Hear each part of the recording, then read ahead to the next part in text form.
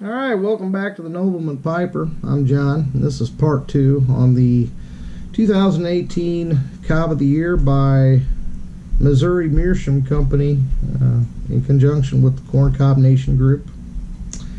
And let me tell you, Kaylee Snow, you did a great job on this. If you're watching, you did an awesome job on it.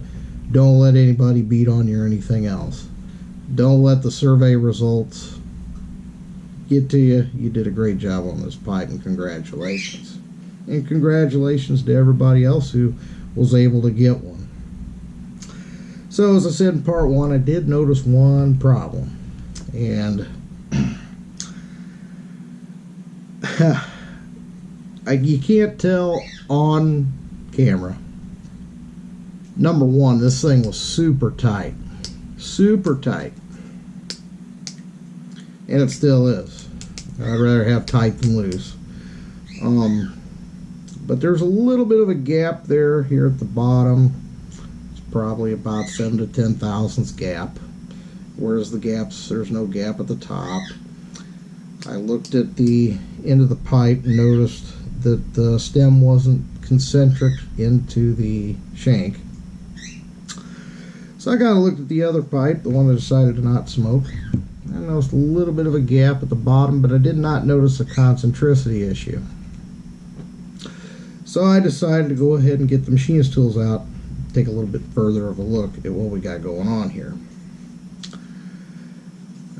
The concentricity is off on this one by 22 thousandths. Now, we also have a really tight fit. So I've measured both of these tenons. This tenon measures out to 0.3579 inches, okay?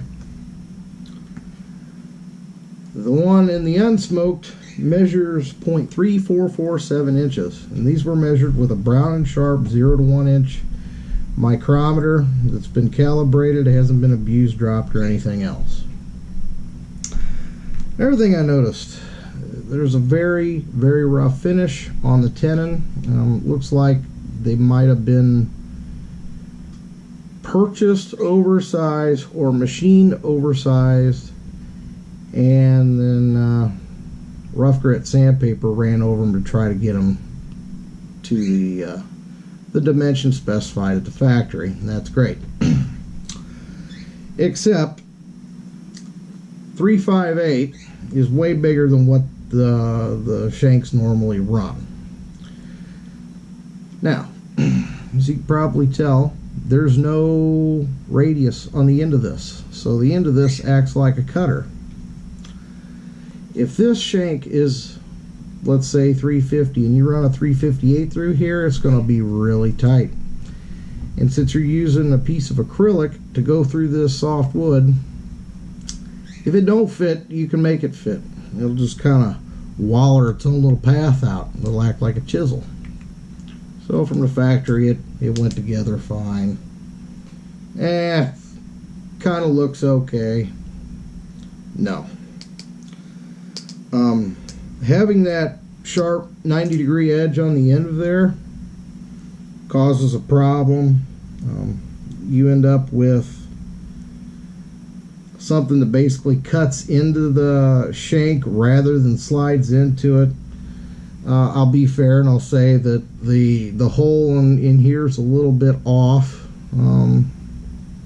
Not sure how that happened, but this tenon really needs to be cut on a lathe and then maybe honed out with 400 or 600 grit sandpaper. That'll avoid that really, really rough, gnarly, bad looking finish on the tenon. It really doesn't affect it any. It's just the aesthetics of it. It just doesn't look very pretty. So let's keep going on with this tenon. What happens when you put a 344 inside of a hole that's 358? Well, I get it to go. Basically, it will fall right out. See, don't want that. You want to smoke it like this, Yeah, that's a problem. That's kind of loose.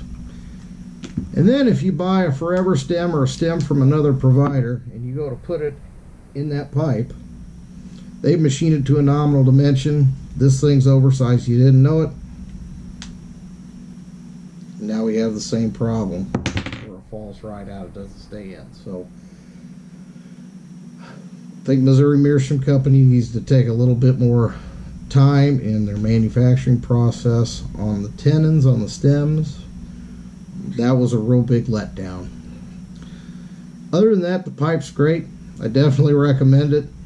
If you don't have one, I really think you ought to get one. Continue to support the fine folks out in Washington, Missouri. They do a great job, and they're local to me. And I've talked with Dan and Phil, and they're committed to giving you a quality product. But even if you're committed to giving a quality product, sometimes some bad stuff goes down the line. So this is really unfortunate, but I do love my pipes. If you get one, I know you will too. So thanks for watching the Nobleman Piper, and we'll see you later.